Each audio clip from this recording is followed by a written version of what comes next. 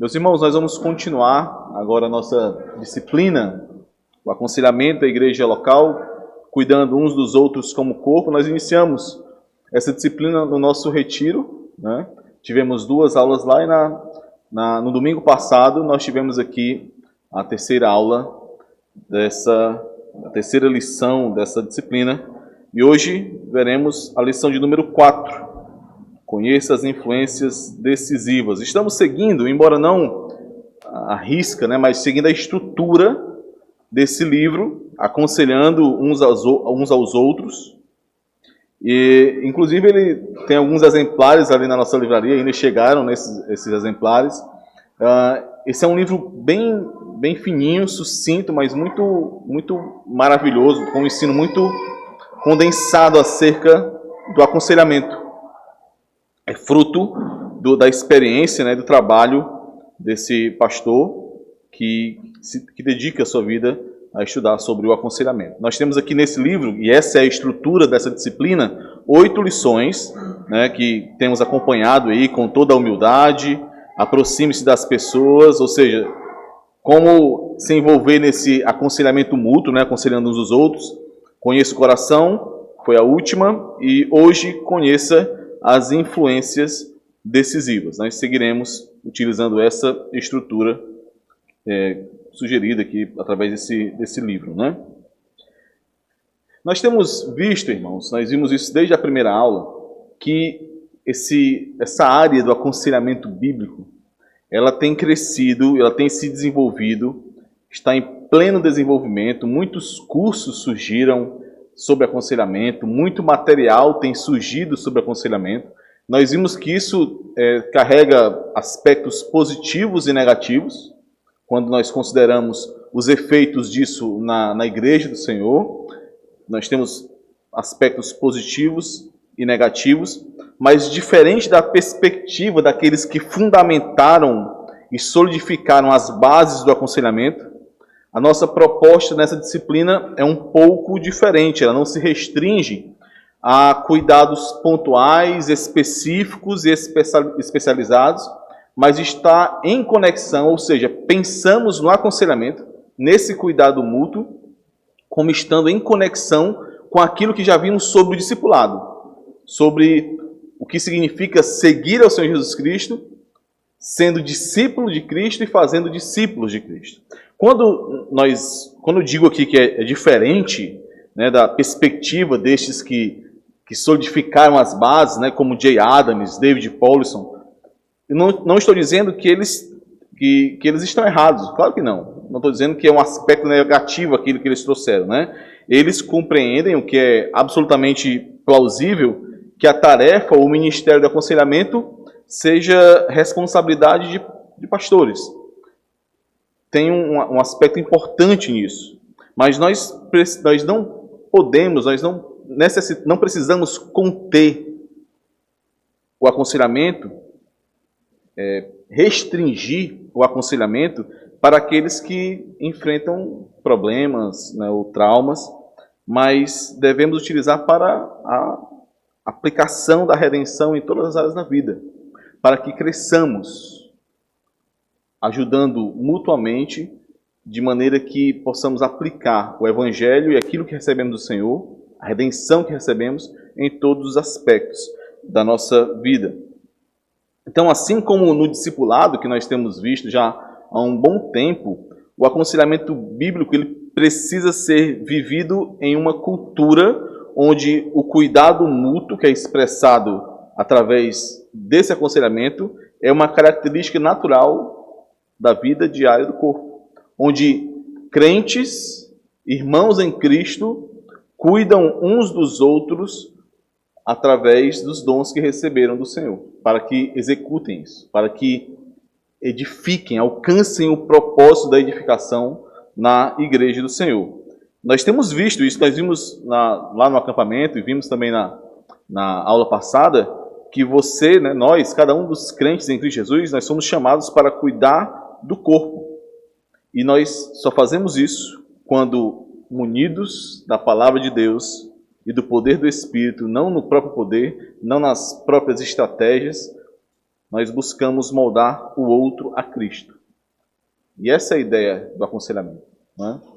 É moldar o nosso irmão a Cristo, conformar um pouco mais a Cristo, aquele irmão que ainda está em um processo de santificação e aprendendo mais de Cristo, conhecendo mais de Cristo.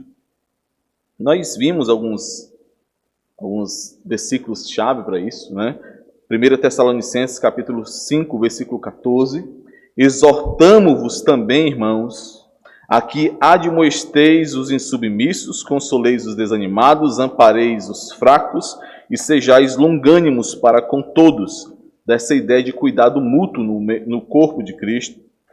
Colossenses 3,16. Habite ricamente em vós a palavra de Cristo, instruí-vos e aconselhai-vos mutuamente em toda sabedoria, louvando a Deus com salmos, hinos e cânticos espirituais, com gratidão em vosso coração. Então, essa é a perspectiva do aconselhamento que nós estamos estudando aqui. O aconselhamento como um cuidado mútuo no corpo de Cristo. Por isso que tem esse subtema aí, né? Cuidando uns dos outros como corpo. Até aqui, nós vimos 3 lições. Na primeira lição, nós vimos que o ingrediente vital para o aconselhamento é a humildade. Sendo assim, ser aconselhado não equivale a assumir uma posição inferior, muito menos ser conselheiro, né, equivale a estar em superioridade em relação ao outro. De forma nenhuma.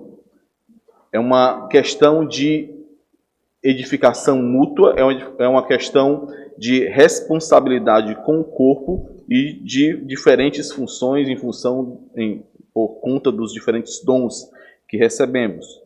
Na segunda lição, nós vimos que assim como Deus fez conosco, nós devemos tomar a iniciativa e buscar o nosso irmão.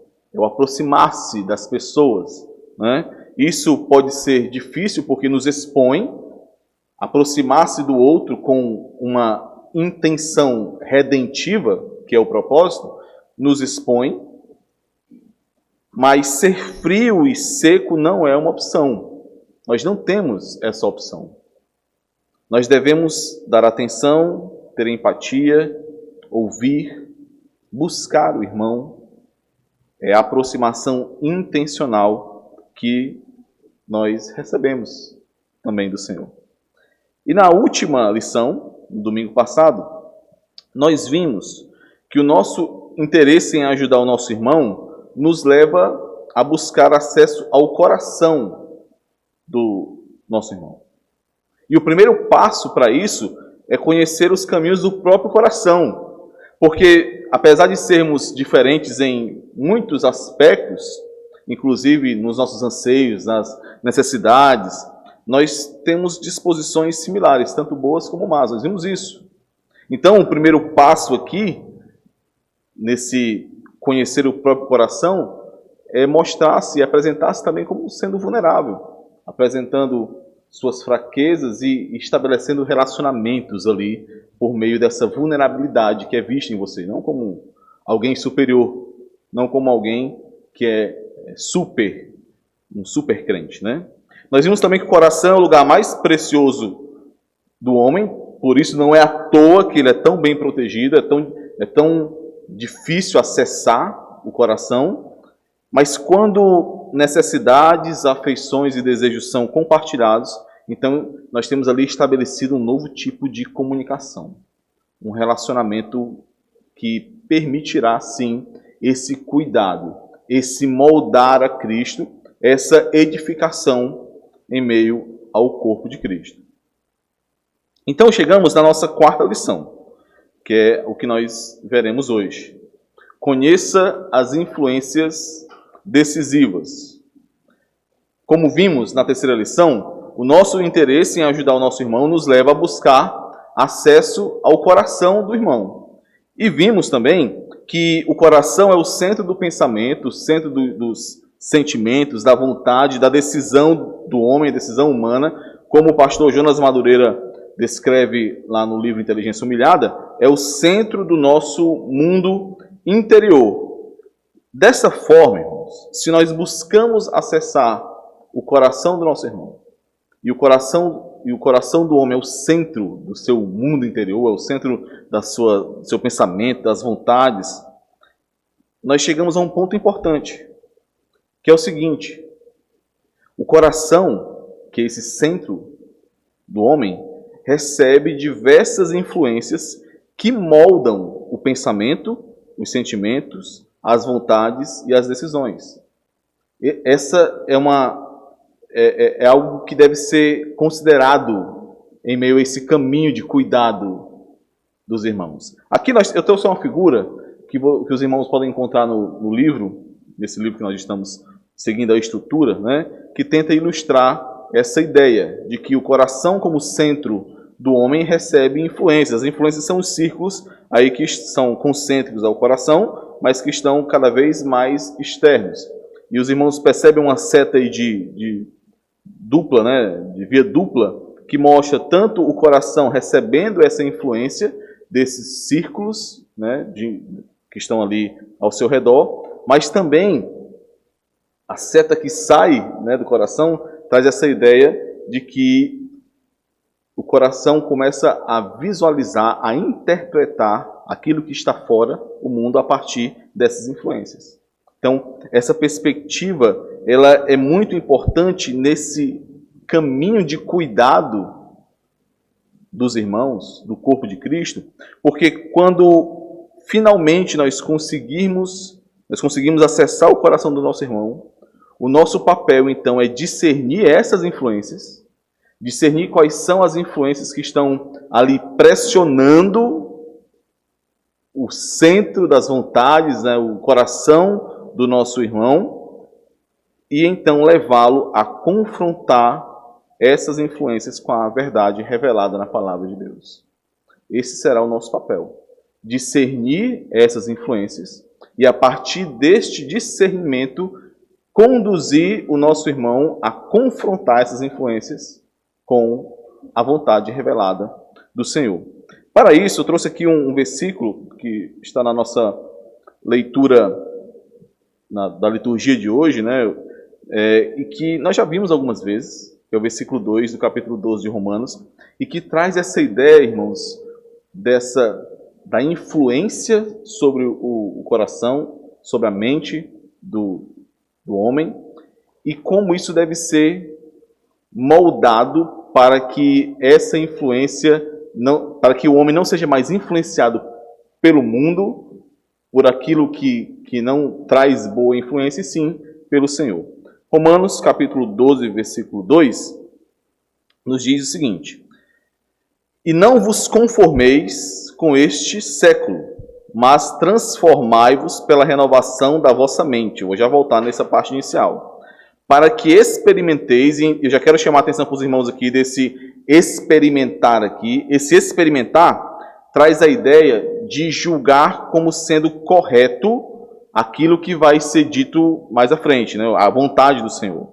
Pensar igual, ou seja, não vos conformeis com esse presente século, mas transformai-vos pela renovação da vossa mente, para que a sua mente esteja adequada à vontade de Deus, que é o que é dito mais à frente. Para que experimenteis qual seja a boa, agradável e perfeita vontade de Deus. Aqui, vontade, irmãos, expressa o desejo, a intenção de Deus em realizar algo através da atividade de outros. Então, aqui nós temos o não vos conformeis com o presente século, mas transformai-vos pela renovação da vossa mente, para que experimenteis, para que a sua mente agora esteja alinhada, pensando de acordo com a boa, agradável e perfeita vontade de Deus. Aquilo que Deus intentou como atividade, como forma que você deveria viver. Mas nós, inclusive, já vimos aqui nas exposições em Daniel, que essa relação entre o não vos conformeis com este século, mas transformai-vos pela renovação da vossa mente, apresenta aqui um campo de batalha importante acerca da influência do mundo e daquilo que nós recebemos do Senhor como fonte para que não sejamos conduzidos pelo mundo, e sim pelo novo coração, a nova mente que recebemos. Então, não sei se os irmãos lembram, mas tanto o não vos conformeis, quanto esse transformai-vos, eles foram escritos em uma espécie de flexão ali gramatical que traz uma ideia de que aquele receberá essa ação. Então, não vos conformeis poderia ser pensado da seguinte forma: não permita ser conformado, expressando essa ideia de confronto, de batalha. Não permita ser conformado com este século, com a mente desse século, com a forma de pensar desse século, desse tempo, dessa cultura, desse mundo, mas transformai-vos, ou permitam ser transformados pela renovação da vossa mente. Eu comentei também com os irmãos, espero que os irmãos lembrem, que essa ideia de não vos conformeis é uma figura que Paulo utiliza como se um ferreiro que estivesse moldando um pedaço, né, de ferro ou de um metal a uma figura específica. A ideia daqueles ferreiros antigos de filmes, né, que pegam um pedaço de metal e vão martelando até formar uma espada, por exemplo, ou formar algum outro instrumento que ele desejasse. Então, o não vos conformeis é isso. Não permita que essas pressões que são aplicadas, as marteladas do ferreiro lá, né, não permita que essas pressões, elas moldem vocês de maneira que vocês assumam a forma que este ferreiro quer, que no caso é o mundo. Por outro lado, né, ao invés disso, permitam ser transformados pela renovação da vossa mente. E é maravilhosa, irmãos, essa expressão aqui do transformados, porque essa palavra, esse transformai, né, é uma inflexão da palavra metamorfoses, que nós temos uma ideia quando nós associamos aí, por exemplo, ao casulo e à borboleta, né? É uma mudança.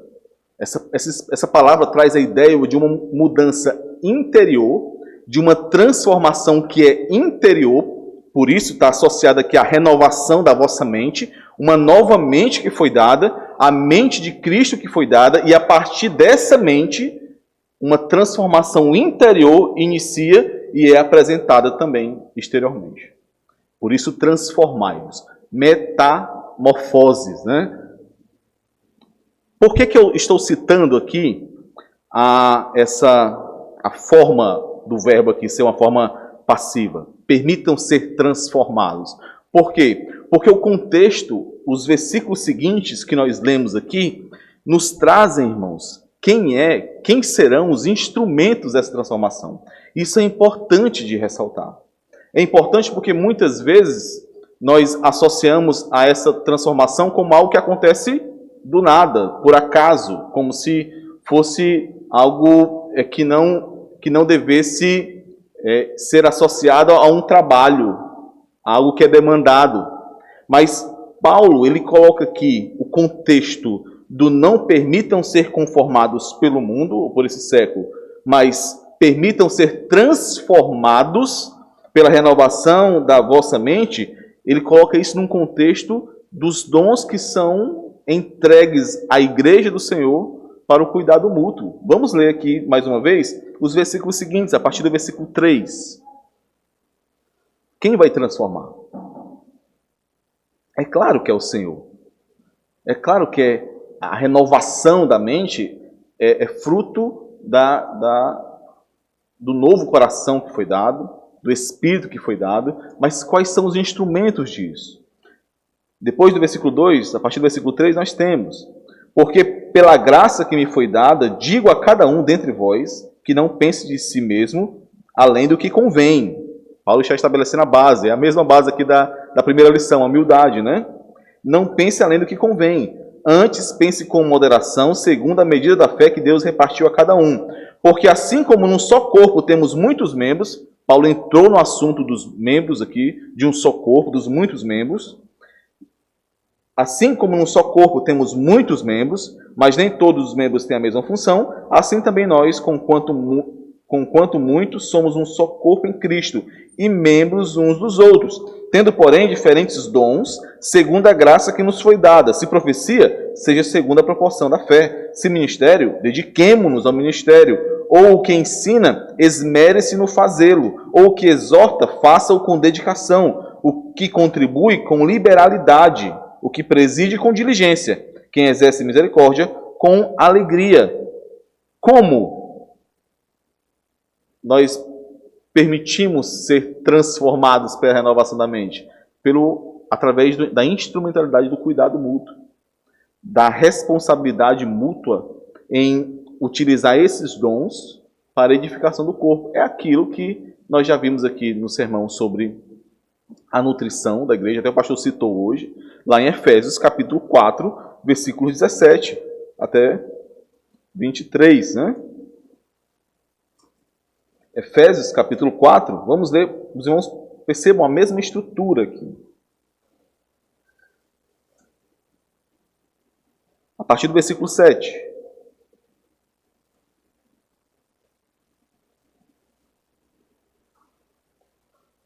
E a graça foi concedida a cada um de nós segundo a proporção do dom de Cristo.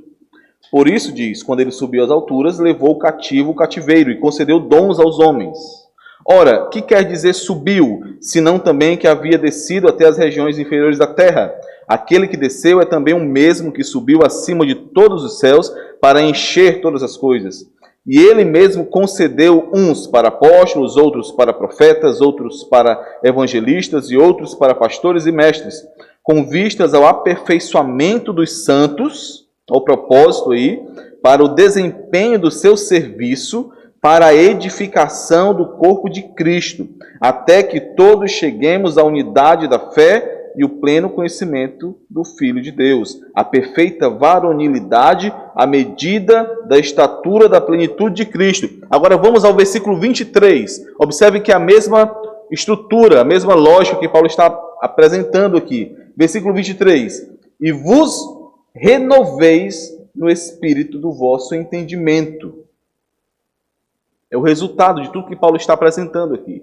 E vos renoveis no espírito do vosso entendimento. Então, meus irmãos, o que é que nós encontramos nesse versículo 2 aqui, de Romanos 12? Este presente século, a cultura, este mundo, o espírito que atua neste mundo, ele tentará nos conformar de acordo com a sua mente, de acordo com quem ele é. Mas nós não podemos permitir isso. Nós devemos não somente suportar essa pressão, mas combater essa pressão, inclusive combatendo essa pressão, auxiliando outros a não sucumbirem a essa pressão. Mas permitam ser transformados pela renovação da vossa mente. Cabe então, irmãos, em meio a esse auxílio, que percebamos quais são as influências que são utilizadas, quais são, e aqui eu estou utilizando o termo influência como sendo algo similar às pressões, porque conformar é pressão. Lembra da figura lá do ferreiro que pressiona, que martela? Então, nosso papel é discernir essas pressões, essas influências, para que possamos conduzir uns aos outros a enxergá-las como elas são e a reagir a elas de maneira adequada com quem nós somos em Cristo Jesus, de maneira adequada com a mente que recebemos e que renova, que nos conduz a essa transformação que é citada no versículo 2 aqui. Algo interessante, nós veremos, uma dessas influências que pesam muito, que são muito fortes, são as circunstâncias que nós passamos, as provações que passamos nesse mundo. O apóstolo Pedro, por exemplo, trata dessas provações como o fogo ardente das provações. E é interessante porque essa imagem do conformado, não vos conformeis, não permitir ser conformado, essa imagem de receber pressão, de martelada, ela se conecta com a provação, ainda vamos ver mais à frente, de uma maneira muito peculiar. Quando um ferreiro está martelando um metal, e esse metal não está se envergando, o que é que ele faz? Ele aquece o metal, ele lança calor no metal, até que ele então seja assim envergado, seja moldado por aquelas marteladas. Então, as provações, elas têm esse papel e elas precisam ser discernidas, a influência dessas pressões precisam ser discernidas para que então, ao invés de sermos conformados pelo presente século, sejamos transformados pela renovação da nossa mente. Nós vamos ver isso em alguns instantes aí, aqui alguns slides. Como conhecemos então as influências, né? Essa é a nossa lição, conhecer as influências decisivas. Quais são os primeiros passos aqui? Eu não segui, irmãos, diretamente os tópicos desse capítulo, mas eu achei por bem utilizar a essência do capítulo e apresentar em uma estrutura um pouquinho diferente. Quando os irmãos forem ler, os irmãos vão ver isso, tá? Então, o que é preciso para conhecer as influências decisivas? O primeiro ponto, basilar, é aquilo que temos visto em cada aula, inclusive vimos muito na última aula de domingo, é preciso cavar mais fundo. É preciso sair da superficialidade dos relacionamentos. Nós temos que nos aproximar, como vimos, com uma disposição de humildade, entendendo quem nós somos. Precisamos buscar conhecer o caminho do coração, e isso só é feito através de construções de relacionamentos intencionais e com objetivos redentivos. Então é preciso cavar fundo. Expressões esqueci agora a palavra, né? Quando você encontra alguém, né? Ah, tudo bem? Oi, tudo bom? Como é que tá? Né? Saudações, né? Pronto. Saudações desse tipo, conversas desse tipo, elas têm o seu lugar, mas direcionamentos redentivos, relacionamentos que permitam alcançar esse propósito de edificação, de cuidado, de moldar o outro a Cristo, exigem conversas intencionais. Exigem intencionalidade para que isso seja feito. Por isso, é preciso cavar fundo. Quando nós pensamos nas influências que podem nos moldar ou moldar a outros, quando nós pensamos nessas pressões que surgem tentando nos conformar ao presente século, ou, da mesma forma, aos nossos irmãos, logo nós focamos no poder que esses fatores externos podem ter sobre nós, como vemos constantemente, as riquezas, a fama, o sexo, o poder, a autoridade nesse mundo. Nós frequentemente focamos nisso. Mas a grande questão, irmãos, é claro que temos que discernir isso, temos que refletir sobre isso, mas a grande questão é como tais influências nos afetam. Ou ainda melhor, por que elas nos afetam? Esse mundo, irmãos, ele exerce essa influência de maneira a moldar-nos, a conformar-nos, quando ele encontra um ponto de contato com o coração. Quando encontra uma ponta solta que permite que aquela influência se agarre e estabeleça contato. Esse é um ponto importante demais para que nós nos lembremos e possamos refletir em meio a esse interesse de entender as influências que atuam sobre o coração do nosso irmão, para que possamos conduzi-lo a confrontar essa influência com a palavra de Deus, com a vontade de Deus. Então, o mundo ele só exerce essa influência quando encontra um ponto de contato com o coração. Eu não sabia como organizar essa ideia, até que eu assisti a pregação do pastor lá na última conferência que ele falou sobre pastor estabeleceu, não sei se irmãos assistiram, uma relação entre o marketing aí, né, como o pessoal do marketing atua e como nós podemos ajudar o nosso irmão pensando sobre, na verdade era evangelizar, né, pensando sobre essa relação de marketing. Mas é isso. Para que algo externo exerça influência em um coração, em nosso coração, tem que ter um anseio naquele coração. A influência não é exercida sem um anseio. Nós vimos, inclusive, isso hoje ainda, né, no nosso devocional. Tem que ter um ponto de contato. É por isso que pessoas conseguem receber conselhos, ou concebem, né, receber conselhos de outros, de pessoas de fora, porque existe um ponto de contato que estabelece uma ponte com a vontade que tem naquele coração, aquele anseio, aquela vontade que está sendo ali apresentada. Por quê, irmãos? Porque parece absurdo para alguns, e alguns aqui eu falo crentes, pessoas que se dizem crentes em Cristo Jesus, que são crentes. Porque parece absurdo para alguns deixar de mudar para uma cidade, e quando eu falo deixar de mudar para uma cidade, é por conta de um ganho que vai ter, né? Ah, eu consegui um emprego muito melhor. Eu vou ganhar 20 vezes mais do que eu ganho morando na cidade que eu estou morando agora. Eu vou ter um certo benefício.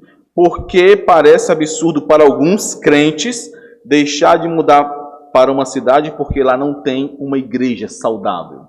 Uma igreja que passe segurança de que você será pastoreado, instruído e conduzido à vida eterna. Porque parece absurdo para muitos deixar de mudar da cidade, perder essa oportunidade, deixar passar. Porque parece absurdo para muitos abrir mão de um concurso público por motivações espirituais, sejam quais forem. Motivações, quando eu falo motivações espirituais, tudo aquilo que está relacionado a dar prioridade à sua vida espiritual, à sua edificação, ao seu cuidado, ou à sua vocação, ao seu chamado. Porque parece absurdo para alguns proibir um filho de ir morar sozinho para fazer faculdade. Ah, o filho passou na melhor universidade do mundo, conseguiu uma bolsa, mas tem que ir sozinho. Ah, o filho passou para o curso desejado. A família sempre quis ter alguém daquela profissão, né, na família. O filho passou no vestibular, olha aí que coisa. Por que parece absurdo dizer que o filho não vai? Não, para morar sozinho, você não tem envergadura para isso, você não vai. Por que parece absurdo para muitos? Por quê? Porque existem nestes ainda, irmãos, pontos de contato com o mundo naquele coração. Anseios que estão sendo conduzidos e influenciados por este mundo, pelo presente século. É como nós vimos hoje no devocional. Filhos que estão sendo criados não para a eternidade, não para serem servos de Deus, filhos de Deus. Não, mas para esse mundo. Como acredito que a maioria de nós aqui ouviram, talvez, durante muito tempo isso, né? Ah, eu tenho que criar o filho para o mundo, né? Tem que criar o filho para o mundo. Estão criando exatamente por isso. Nesse caso aqui, porque estão criando para o mundo. Existem anseios ali que estão distorcidos, que não estão de acordo com a boa, perfeita, a agradável e perfeita vontade de Deus. E é isso que precisa ser discernido em meio ao corpo de Cristo para ser, então, cuidado, para que aquele seja cuidado, para que aquele tenha a sua visão ali alinhada com a vontade de Deus. Aquela mente precisa continuar sendo renovada para experimentar mais da boa, agradável e perfeita vontade do Senhor. Transformai-vos pela renovação da vossa mente. É isso. Sede transformados pela renovação da vossa mente. Os anseios errados, irmãos, são resultado de uma forma de pensar errado, de uma mente que não está de acordo com a mente que nos foi dada. A palavra utilizada aqui para mente, nesse versículo 2 que nós lemos, ela ela não é só uma questão de intelecto. A nous, né? Não é só uma questão de intelecto, mas é de forma de pensar, da atitude que é gerada por essa forma de pensar, a forma de discernir, de ver o mundo, de enxergar o mundo, que molda todo ser. É isso. Então, essa mente, ela precisa ser renovada, precisa experimentar dessa renovação para então experimentar também da boa, agradável e perfeita vontade do Senhor. Uma forma errada de enxergar aquilo que nos rodeia irá também nos conduzir a ter esses anseios errados. Tudo isso, irmãos, para que o amor pelo Senhor seja purificado. Eu achei maravilhosa essa expressão. Se eu não me engano, peço perdão aos irmãos, eu não lembro agora, fiquei em dúvida agora. Se eu não me engano, foi em um livro do John Newton, ou de estudo sobre John Newton. Mas eu achei maravilhosa essa expressão de que o amor do crente precisa ser purificado. Nós amamos ao Senhor, nós fomos alvos desse amor, mas esse amor ainda, muitas vezes, por conta dos entulhos desse mundo, das influências desse mundo, das pressões desse mundo, e quando eu estou falando aqui mais de mundo, irmãos, mas por favor, entendam isso como um pacote do mundo e da carne também, porque essas influências são abrigadas pela carne, né? A ideia é que o amor precisa ser purificado. Por quê? Porque o amor de Deus é incompatível com o amor ao mundo. E no final das contas, esse ponto de contato, essa ponta solta, nada mais é do que amor ao mundo ainda. Aquele versículo de Gálatas capítulo 1, versículo 4, se não me engano, Paulo fala sobre exatamente o propósito da entrega do Senhor Jesus Cristo, dele entregar a sua vida, o qual se entregou a si mesmo pelos nossos pecados, para nos desarraigar desse mundo perverso. Essa ideia de desarraigar é de arrancar as raízes, né? de arrancar desse terreno, desse mundo perverso, desse sistema desse mundo. E isso precisa ser constantemente realizado nessa obra de purificar o amor por Deus. No fim das contas, esse ponto de contato, essa influência está sendo recebida por conta do amor ao mundo. 1 João, capítulo 2, versículo 16, fala disso de maneira maravilhosa, irmãos. Fala sobre os desejos que são fomentados pelo mundo e que são acolhidos pelo velho homem, fazendo deste parte do mundo. Por isso não faz sentido que sejam encontrados no coração do crente. 1 João, capítulo 2, versículos 15 e 16. Deixei só 16, mas faltou colocar o 15 também, né? Não ameis o mundo, nem as coisas que há no mundo. Se alguém amar o mundo, o amor do Pai não está nele. Quais são as coisas que há no mundo, então? Porque tudo que há no mundo, a concupiscência da carne, a concupiscência dos olhos e a soberba da vida não procede do Pai, mas procede do mundo. Então aqui, nós temos os desejos, concupiscência que dá essa ideia de desejos negativos, né? Desejos que estão em caminho contrário à vontade de Deus, mas desejos que são fomentados pelo mundo e acolhidos por estes que fazem parte do mundo. Por isso não faz sentido para aqueles que nasceram de novo, que foram comprados pelo Senhor, acolherem esses desejos.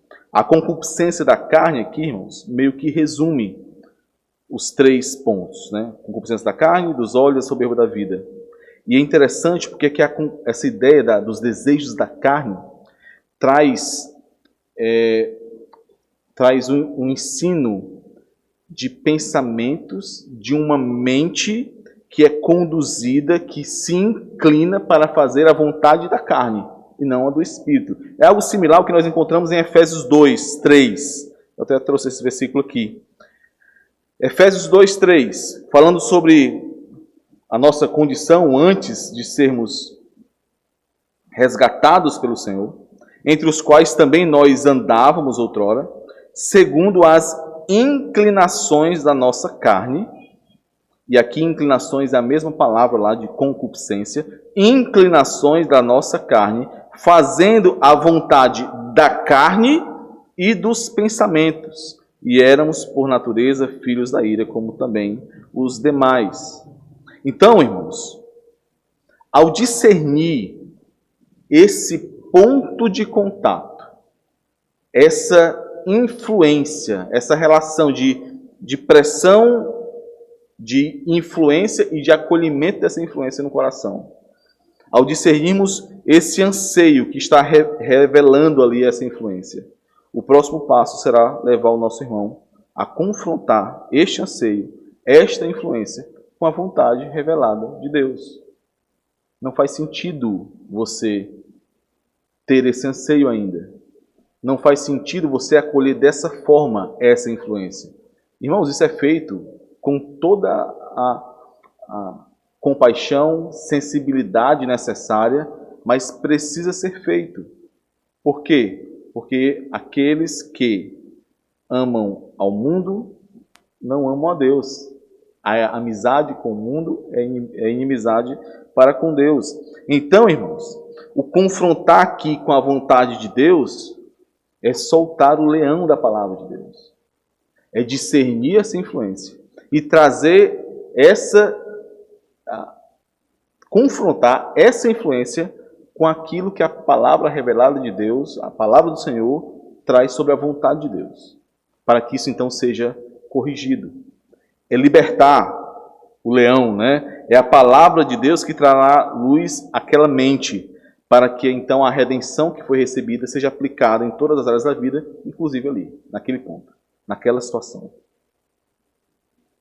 Então, primeiro ponto aqui de como conhecemos as influências decisivas é que nós precisamos cavar mais fundo. Precisamos discernir essas influências e então conduzir o nosso irmão a confrontá-las com a palavra de Deus.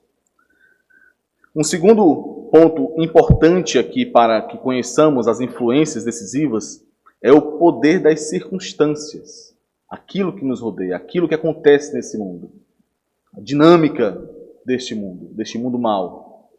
Eu trouxe aqui uma citação do autor do nosso livro aí.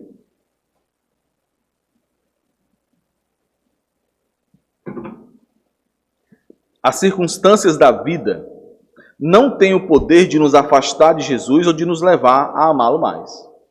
Isso está sob a jurisdição do coração. Mas elas podem tornar a vida mais fácil ou mais triste e podem ser testes muito duros que revelam coisas surpreendentes sobre aquilo que antes estava escondido em nosso coração. Olha que interessante, irmãos. Nós voltaremos a esse ponto. Como essas circunstâncias seriam instrumentos para revelar aquilo que estava oculto aos nossos olhos. Quando andamos por caminhos sinuosos em tempos difíceis, descobrimos que o nosso coração é mais iracundo e complicado do que nós imaginávamos. Irmãos, algo que nós não podemos descartar quando nós estamos exercendo o nosso papel de cuidar uns dos outros como corpo de Cristo, através aqui do aconselhamento, né, desse cuidado mútuo no aconselhamento, algo que nós não podemos descartar é como as circunstâncias da vida nos pressionam e influenciam. Não podemos descartar isso. Por quê? Porque em meio a essas circunstâncias que devem ser vistas, geralmente não são, mas nós precisamos instruir uns aos outros acerca disso, tais circunstâncias devem ser vistas como oportunidades para que possamos sermos transformados pela renovação da nossa mente, da nova mente que nos foi dada. O sofrimento, as dores, as lutas, que geralmente estão associadas às circunstâncias difíceis, que nós encontramos na palavra do Senhor muitas vezes como provações, esse sofrimento, essas dores, essas lutas são reais. Isso não pode ser levado como se não fosse real, mas isso não anula o fato de que também devem ser discernidas de acordo com a boa, agradável e perfeita vontade de Deus. As circunstâncias, aquilo que experimentamos nessa vida devem também ser discernidas à luz da boa, agradável e perfeita vontade de Deus. Essas circunstâncias, essas pressões, essas influências aqui, ou melhor, essas possíveis influências, essas lutas são aquilo que nós encontramos como provações. Temos alguns textos. Por favor, alguém leia aí Tiago 1, versículos 2 e 3. Outro lê 1 Pedro 4, versículo 12. E depois nós lemos 1 Pedro 1, do 3 ao 9. Deixa que eu leio 1 Pedro 1, do 3 ao 9. Alguém pode ler aí Tiago 1, versículos 2 e 3.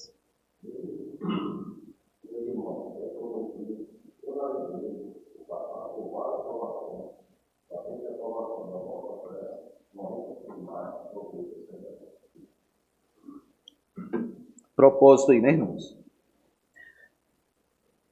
Motivo de alegria é passar por provações, sabendo que a provação tem um propósito. 1 Pedro 4, 12. Amados, não estranheis o fogo a Deus, destinado a provar, como se alguma coisa extraordinária tivesse. Não estranheis o fogo ardente que surge no meio de vós, destinados a provar-vos. 1 Pedro 1, versículos 3 a 9, nós encontramos o seguinte, irmãos. Por favor, acompanhem aí na Bíblia de vocês. Bendito Deus e Pai de nosso Senhor Jesus Cristo, que segundo a sua muita misericórdia nos regenerou para uma viva esperança, mediante a ressurreição de Jesus Cristo dentre os mortos, para uma herança incorruptível, sem mácula, imacessível, reservada nos céus para vós outros, que sois guardados pelo poder de Deus mediante a fé, para a salvação preparada para revelar-se no último tempo. Nisso, em tudo isso que foi dito até aqui, né? Exultais, embora no presente, por breve tempo, se necessário, sejais contristados por várias provações, para que, uma vez confirmado o valor da vossa fé, muito mais preciosa do que o ouro perecível, mesmo apurado por fogo, redunde em louvor, glória e honra na revelação de Jesus Cristo, a quem, não havendo visto, amais, no qual, não vendo agora, mas crendo, exultais com a alegria indizível e cheia de glória, obtendo o fim da vossa fé, a salvação da vossa alma. Então, as circunstâncias da nossa vida nos afetam, nos pressionam. Elas tentam nos influenciar. Se nós não estivermos enxergando tais situações como elas são, muito possivelmente nós seremos, sim, influenciados, como não deveríamos, em meio a essas provações. E o nosso papel, como aqueles que cuidam uns dos outros, como aqueles que entendem a responsabilidade de que receberam dons para serem utilizados em favor de outros, para a edificação de outros, o nosso papel, então, é com toda sensibilidade, com toda empatia e compaixão, ajudar o nosso irmão a enxergar as provações como elas são, uma vez que nós somos quem nós somos.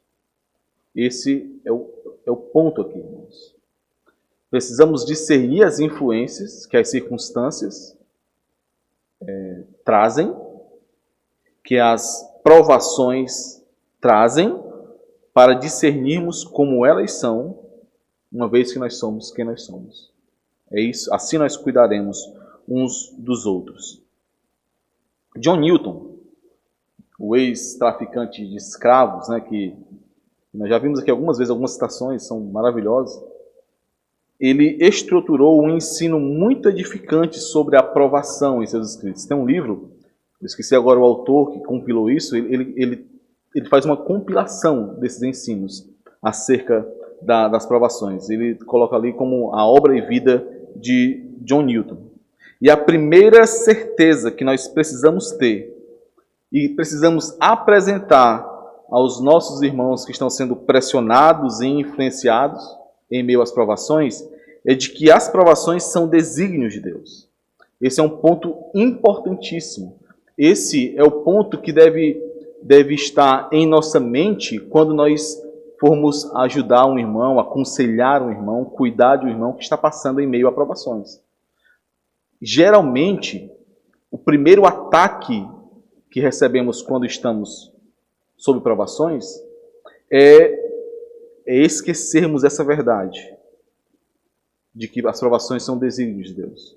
O primeiro sinal, e precisamos estar atentos a isso, o primeiro sinal que o seu irmão está sendo influenciado por esse mundo em meio às provações é que ele passa a se convencer de que a provação não vem de Deus, de que aquela circunstância está além de Deus, não tem propósito. Nós veremos alguns efeitos disso em instantes. Então, nós precisamos discernir isso e discernir que a forma como nós reagimos às provações, e isso é visto, principalmente quando nós estamos em meio a um relacionamento intencional, que busca cuidar do irmão, que busca resgatar o irmão e edificar o irmão, isso é visto. Nós precisamos discernir que a forma como nós reagimos às provações revela se nós estamos sendo influenciados pelo mundo ou não. Influenciados de maneira negativa em meio à provação ou não. É interessante perceber, irmãos, essas influências em meio às provações, ou essas pressões em meio às provações, como o ruído que é gerado em meio à circunstância, em meio à provação.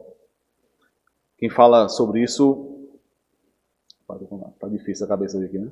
O pastor do aconselhamento... rapaz, como é?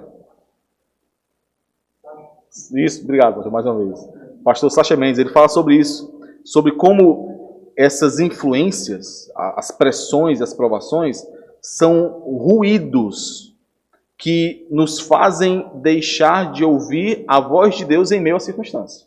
Então, o nosso papel é discernir esse ruído e conduzir o nosso irmão a retirar esse ruído para que então possa ouvir a voz de Deus novamente. Para que possa ouvir a vontade de Deus novamente em meio à provação. Então, a forma como nós reagimos revela se estamos sendo influenciados ou não. Não adianta, irmãos, o que dissermos. Por mais que nós comecemos a dizer que não, isso aqui é outra coisa, não é influência do mundo, não é, mas a forma como nós reagimos revela os anseios que estão em nosso coração, revela os pontos de contato e revela se estamos sendo influenciados ou não em meio à provação. O autor do nosso livro, ele traz aqui algumas reações, né, em meio às provações, em meio às circunstâncias. Podemos confiar no poder e na justiça de Deus e permanecer agradecidos, ou podemos tornar-nos amargos e assumir as rédeas da situação. Depende se estamos sendo influenciados, ouvindo a voz de Deus ou o ruído da aprovação, em meio à aprovação. Reagiremos diferente em meio a isso. Podemos permanecer confiantes no amor de Deus por termos os olhos fitos em Jesus, ou podemos acreditar que Deus está distante e indiferente à nossa dor.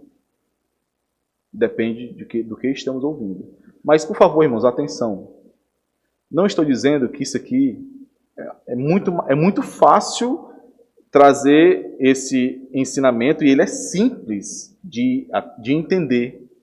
Mas isso não pode tirar a nossa sensibilidade em meio à provação do nosso irmão. Porque não é simples reagir como deveríamos. Se fosse simples, não seria necessário o dom do irmão e o cuidado do irmão para nos ajudar. Não é simples, não é natural. Nós não podemos desprezar a dor e a dificuldade dos nossos irmãos enquanto passam por provações. Nós olhamos aqui, como se fosse um checklist, né? Vamos ver aqui como o nosso irmão, está passando por uma provação? Está passando por uma provação. Como ele está reagindo a essa provação? Ele está confiando no poder e na justiça de Deus e permanece agradecido? Não. Ele está se tornando amargo e está querendo resolver por si mesmo. Pronto, resolvido. Condenado, né? Não, irmãos, não é tão simples assim, né? Nós precisamos entender o nosso papel em meio a isso. De discernir isso, uma vez que nós não estamos passando diretamente naquela provação, passando por aquela circunstância, naquele momento, discernir isso, então sermos instrumentos do Senhor para levar luz àquele irmão que está passando por aquela situação.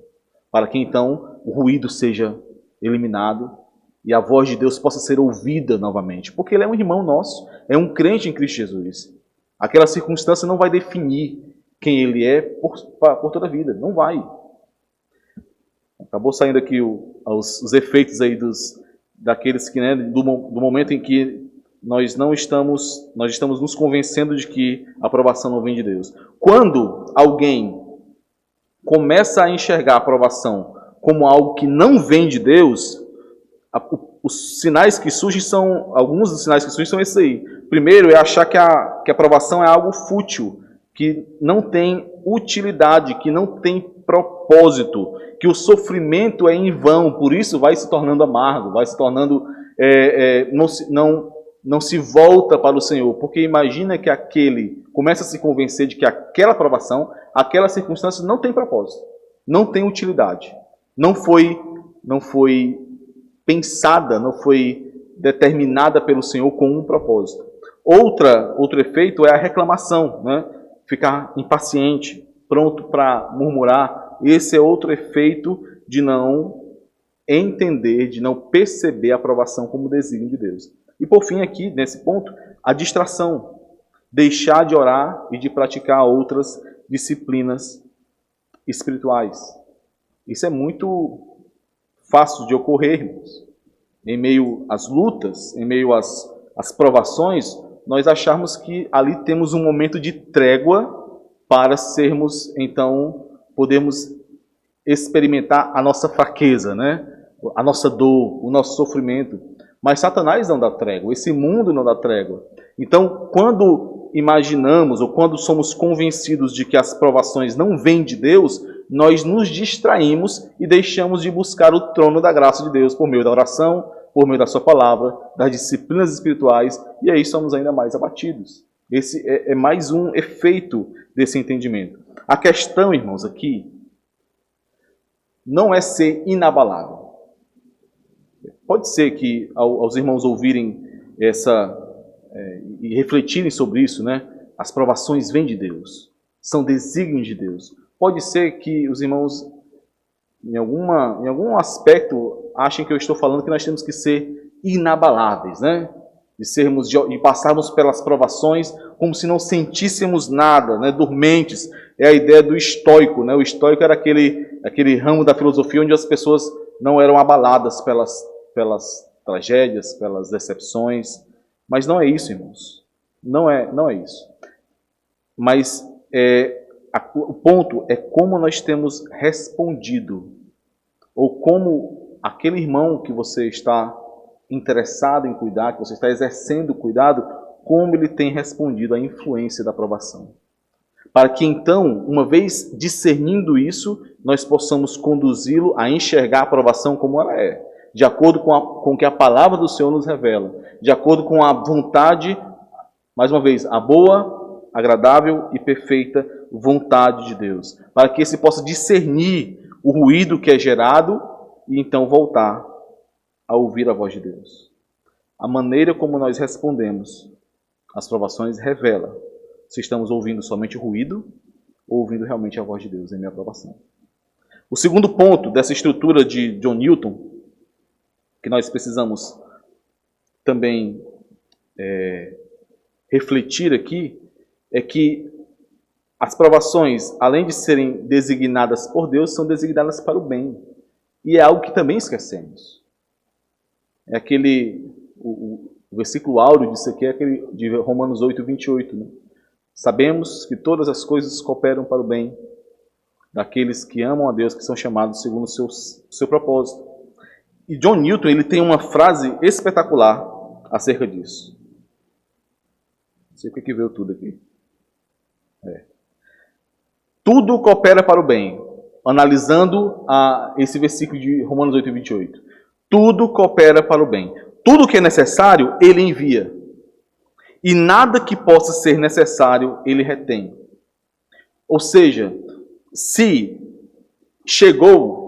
foi enviado aquela situação, aquela circunstância, aquela provação, é porque era necessário. E se não chegou aquilo que você esperava, aquilo que você imaginava, é porque não era necessário. O pastor Tim Keller, né, ele comenta essa frase dizendo que aqui é um oceano de teologia bíblica num dedal, né, por conta da quantidade de teologia, de vida com Deus que está aqui nessa frase. Esse é o ponto, irmãos. As provações, elas são desígnios de Deus, elas têm um propósito, elas foram decretadas pelo Senhor com um propósito, e o propósito é bom, por mais que nós não percebamos naquele momento. Esse é o ponto aqui. E aqui nós temos uma série de frutos ou de aspectos da bondade desse propósito em meio à provação. Isso aqui, essa estrutura ainda do John Newton. Primeiro ponto, revelam os nossos ídolos. O pecado que resta na vida cristã está dormente até que as provações ataquem. Essa é a ideia de John Newton. Ele traz a seguinte figura, irmãos. Eu vou ler aqui para os irmãos. Há abominações que, como ninhos de víboras, estão tão quietas que nós dificilmente suspeitamos que estão lá, até que o cajado da aflição as desperta. Então elas sibilam e mostram seu veneno.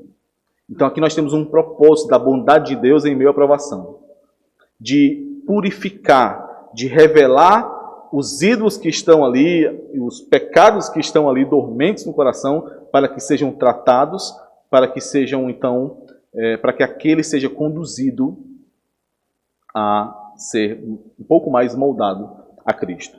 Outro propósito é que nos conduz à oração. Interessante também como o poder como John Newton podia ser sucinto em suas palavras, né? Ele disse o seguinte: nós escorregamos em orações mecânicas quando a vida se torna confortável. Impressionante, né, irmãos? Como isso é verdade, nós podemos perceber isso. Como começamos a ficar mais distraídos, relapsos em relação à dependência do Senhor, à necessidade da oração, mais que isso, ao privilégio da oração, quando nós estamos desfrutando de um conforto neste mundo que não deveríamos desfrutar. Não é o descanso no Senhor que eu estou falando, é o conforto em meio a este mundo. Terceiro propósito aqui da bondade de Deus em meio às provações é que ela chama de volta as almas errantes. Interessante, né, irmãos? As provações têm também esse propósito de chamar aqueles que estão vacilando, de jogar um balde de água gelada naqueles que estão dormindo. Muito interessante isso. Eu rogo ao Senhor que envie as provações necessárias aqui para acordar aqueles que estão dormindo. Porque se não for assim, irmãos, se não fosse assim, se o Senhor não enviasse, estes se perderiam. E por isso que é tão boa esse aspecto. Tão bom esse aspecto. A provação também humilha os corações orgulhosos. É aquilo que nós vemos Paulo falando sobre o espinho na carne que impedia que ele caísse no orgulho. A provação mortifica o mundanismo, irmãos. Isso é impressionante. Nós lemos aqui Gálatas 1:4. O Senhor veio para nos desarraigar desse mundo. Esse desarraigar, esse arrancar de raízes, ele quebra as raízes. Gera dor, gera algum sofrimento ali. Mas é para desarraigar desse mundo. Quando nós passamos por provações, esse mundo, nós percebemos que nós não podemos depender desse mundo. Que não podemos confiar no poder desse mundo. Ensinam compaixão, outro aspecto muito belo da provação, irmãos. Porque as provações, elas nos ensinam, além o bem da provação, que nós estamos vendo aqui, o bem do propósito de Deus na provação, não é só bem para nós, mas para aqueles que nós ajudaremos após passarmos por essas provações. Isso é maravilhoso na vida cristã. Nos ensinam a compaixão, nos ensinam a cuidar dos outros a partir daquilo que recebemos do Senhor. Nos dá sensibilidade, empatia para isso. E por fim produzem a confiança em Deus. Por quê, irmãos, produz confiança em Deus? Porque nós não nos perderemos. porque o Senhor não nos abandonará. Porque por mais dura e sofrida que seja a provação, ela vai chegar ao fim. E o fim da provação é estarmos mais próximos do Senhor, é sermos edificados pelo Senhor, purificados, é recebermos o bem do Senhor. O fim da provação é recebermos o bem do Senhor. É por isso que nesse momento nós temos a nossa confiança em Deus fortalecida, porque ali nós experimentamos do agir do Senhor em nosso meio, em um aspecto que nós não tínhamos experimentado ainda. Nós veremos isso na segunda parte da pregação em Daniel, como essas provações trazem isso, esse aspecto de confiança. Como pode entrar numa fornalha ardente e não ser queimado? Como pode? Isso traz a confiança no Senhor. Irmãos, para cuidarmos uns dos outros, como corpo de Cristo, nós precisamos ser esses instrumentos de discernimento das influências e que traz luz aos nossos irmãos que estão sucumbindo às pressões e às circunstâncias deste mundo. Todos nós precisamos desse cuidado, irmãos. Esse é um ponto que eu gostaria de frisar aqui para fecharmos essa aula. Todos nós precisamos desse cuidado. Seja por conta dos anseios que permanecem, anseios errados, fruto de um pensamento errado, uma disposição de mente errada que precisa ser corrigida, e é corrigida não somente em meio à exposição pública da palavra, mas em meio ao cuidado mútuo e à exposição da palavra por meio da vida dos irmãos e dos dons que foram dados aos irmãos para esse cuidado. Então, seja por conta desses anseios errados que permanecem, nós precisamos desse cuidado mútuo, ou seja, porque as circunstâncias nos pressionam e tentam nos influenciar. Todos nós, irmãos, passamos e passaremos por provações e por circunstâncias que irão testar a nossa fé, testar a nossa convicção, e muitas vezes nós sucumbiríamos se não fosse o cuidado do nosso irmão, se não fosse o auxílio do irmão, se não fosse a instrumentalidade do Deus Todo-Poderoso falando por meio do nosso irmão, que está cuidando de nós. Nós precisamos daqueles que serão os instrumentos da renovação da nossa mente, para que então nós possamos experimentar a boa, agradável e perfeita vontade de Deus. Irmãos, os irmãos conseguem perceber as implicações disso? As implicações de sermos nós esses instrumentos no cuidado dos irmãos, no cuidado mútuo, que será a mão do Senhor em meio à correção de anseios errados, de corações e mentes ainda manchadas pelo pecado, e também em meio às circunstâncias e provações nessa vida que nós passamos. Os irmãos percebem as implicações disso. Quando você falha, por exemplo, na sua leitura bíblica anual, não é só, foi só hoje, foi só mais um dia. Não, irmãos, é o caminho que você está trilhando para ser capacitado pelo Senhor, por meio da sua palavra, para ajudar o irmão. É a palavra, você não tem como ajudar. Nós estamos falando aqui o tempo todo, lembrando isso, o aconselhamento não é trazer as suas experiências ou a psicologia desse... Não, é confrontar aquela situação, aquele anseio, aquele irmão com a palavra do Senhor. A única fonte que trará luz a ele, trará vida a ele. Então, não ler a santa palavra de Deus, falhar, por exemplo, na leitura bíblica, não levar isso como tendo grande conta para você, implica na vida do seu irmão.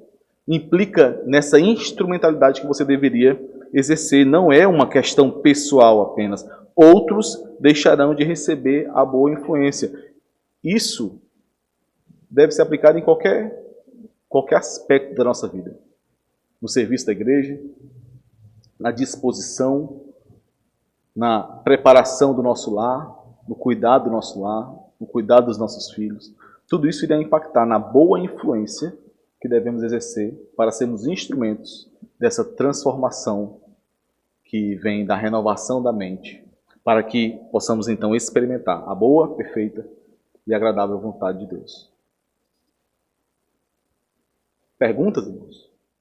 Na próxima aula, nós teremos então a lição número 5 do nosso livro aí, né? Seguindo a estrutura. Seja pessoal e ore. Lembrando que os irmãos aí têm ainda alguns livros aí para disposição, se quiser adquirir. Tá bom? Pois vamos orar, irmãos, para que o Senhor, pedindo ao Senhor que nos abençoe, nos conduza ao longo desse dia. Pai amado, muito obrigado, Senhor, pela Tua palavra. Muito obrigado, Senhor, pelos instrumentos que o Senhor nos dá para que a Tua palavra seja aplicada em nossa vida, para que a Tua vontade seja experimentada por nós como sendo perfeita e agradável. Muito obrigado, Senhor, pela igreja do Senhor, pela comunhão dos santos, pela instrução fiel à Tua palavra, que nos permite despertar para que sejamos, então, esses instrumentos. Sabendo que é uma responsabilidade nossa, que não é um fardo, mas é quem nós somos, aquilo que recebemos do Senhor em nossas mãos, os dons que recebemos do alto, não para nós mesmos, mas para a vida do nosso irmão, dos nossos irmãos, para o cuidado do corpo de Cristo. Ó Senhor, desperta-nos mais e mais para isso. Capacita-nos com o poder do alto para isso. Nos ajuda a enxergar a necessidade dos nossos irmãos como sendo importantes também. Enxergar o nosso irmão como superior a nós mesmos. Por favor, Senhor, nos abençoa. Que em meio às circunstâncias dessa vida, as provações que passamos, que nós possamos reagir de maneira adequada ao dom que recebemos do alto. E que também, Senhor, possamos ajudar outros a discernirem isso e a passarem como filhos de Deus em meio a essas circunstâncias. Abençoa-nos no culto hoje à noite. Edifica-nos por meio da Tua palavra. Que seja agradável a Ti, Senhor, para a glória do Teu santo nome. Em nome de Jesus. Amém.